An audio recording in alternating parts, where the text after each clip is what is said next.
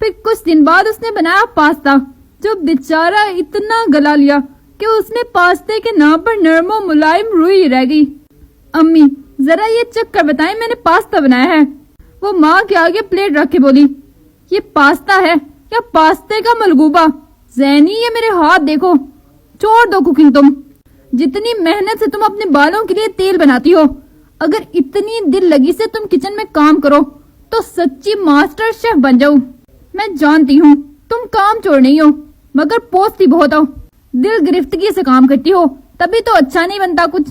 انہوں نے اس کی اچھی خاصی کلاس لے ڈالی تھی، لیکن زوہا اور زینی نے خوب رچ کے کھایا تھا وہ ملغوبہ۔ زینی اسے تم کچھ اور نام دو اور ڈال دو یوٹیوب پر، دیکھنا لوگ پاگل ہو جائیں گے۔ زوہا کے مخلصانہ مشورے شروع تھے، کافی مہینے گزر گئے تھے، مگر نہ ہی اس کے سبسکرائبرز بڑھ رہے تھے اور نہ ہی ویوز آئے تھے۔